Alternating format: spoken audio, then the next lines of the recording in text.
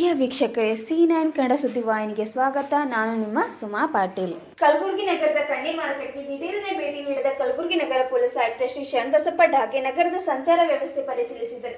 ಹೌದು ವೀಕ್ಷಕರೇ, ಇಂದು ಬೆಳ್ಳಂಬೆಳಗ್ಗೆ ಕಲಬುರಗಿ ನಗರದ ಕಣ್ಣಿ ಮಾರ್ಕೆಟ್ಗೆ ನಗರ ಪೊಲೀಸ್ ಆಯುಕ್ತರು ಭೇಟಿ ನೀಡಿ ಮತ್ತು ಸಾರ್ವಜನಿಕರಿಗೆ ಸಂಚಾರ ನಿಯಮದ ಬಗ್ಗೆ ಅರಿವು ಮೂಡಿಸಿದರು.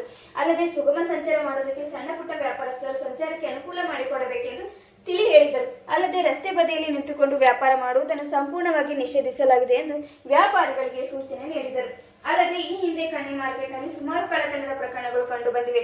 ಅದನ್ನು ಕೂಡ ನಿಯಂತ್ರಣಕ್ಕೆ ತರುವ ನಿಟ್ಟಿನಲ್ಲಿ ನಾವು ಗಮನದಲ್ಲಿಟ್ಟುಕೊಂಡು ಕಳ್ಳತನಕ್ಕೆ ಕಡಿವಾಣ ಹಾಕುವ ನಿಟ್ಟಿನಲ್ಲಿ ಕೆಲಸ ಮಾಡುತ್ತೇವೆ. ನೀವುಗಳು ಕೂಡ ಪೊಲೀಸ್ ಇಲಾಖೆಯೊಂದಿಗೆ ಕೈ ಜೋಡಿಸಿ ಪೊಲೀಸ್ ಸಿಬ್ಬಂದಿಗಳನ್ನು ಸಹಕರಿಸಬೇಕೆಂದು ಸಾರ್ವಜನಿಕರಿಗೆ ಮತ್ತು ವ್ಯಾಪಾರಸ್ಥರಿಗೆ ನಗರ ಪೊಲೀಸ್ ಆಯುಕ್ತರು ಸೂಚನೆ ನೀಡಿದರು. ವರದಿಗಾರರು ಚಂದ್ರಶೇಖರ್ ಚಿತ್ತಾಪುರ್. ಅದೇ ಈಗ ಪಾರ್ಕಿಂಗ್ ವ್ಯವಸ್ಥೆ ಮಾಡ್ತಾ ಇದ್ದೀವಿ. ನಿಮಗೂ ಬಿಸ್ನೆಸ್ ತೊಂದರೆ ಆಗ್ತದೆ, ಹೋಗೋರಿಗೆ ತೊಂದರೆ ಆಗ್ತದೆ. ಮತ್ತೊಂದು ಏಟು ಕಂಡೆ ಪ್ರಾಪರ್ ಇಂಪ್ರೂವ್.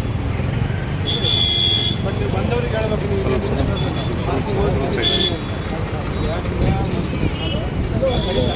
ಕಡೆ ಫ್ರೂಟ್ಸ್ ಅಂತ ಒಬ್ರಿಗೊಬ್ರು ಮಿಕ್ಸ್ ಆಗಿ ನಿಂದ್ರಾಗಿಲ್ಲ. ನಾವು ಯಾಕೆ ನಿಂದಿಸ್ತೀವಿ ಹಂಗೆ ನಿಂದಿರ್ಬೇಕಂತ. ನಿಮ್ಗೇನು ಯಾವಾಗಲೂ ಬಂಡಿ ತೆಗಿಯಂಗಿಲ್ಲ, ನೀವು ಬಿಟ್ಟು ಹೋಗೋಣಂಗಿಲ್ಲ. ಬಟ್ ನಾವು ನಿಂದಿಸ್ದಂಗೆ ನಿಂದಿರ್ಬೇಕಂತ. ಒಂದು ಕಡೆ ತರಕಾರಿಯಲ್ಲಿ, ಒಂದು ಕಡೆ ಫ್ರೂಟ್ಸ್ ಅಲ್ಲಿ ಅಂತ ನಿಮ್ಮ ಬಿಸ್ನೆಸ್ ಈಸಿಯಾಗಿ ಆಗಲಿ ಅಂತ ಮಾಡ್ತಾಯಿದ್ದೀವಿ. ಮತ್ತು ಬರೋ ಸಾರ್ವಜನಿಕರಿಗೂ ತೊಂದರೆ ಆಗ್ತದೆ, ಟ್ರಾಫಿಕ್ ತೊಂದರೆ ಆಗ್ತದೆ. So it is win win situation for all. ಮಾಡ್ಬೋದಾ? ಮತ್ತು ಇಲ್ಲಿ ಸುಮಾರು ಕಳ್ತನ ಆಗ್ತಾ ಇದೆ.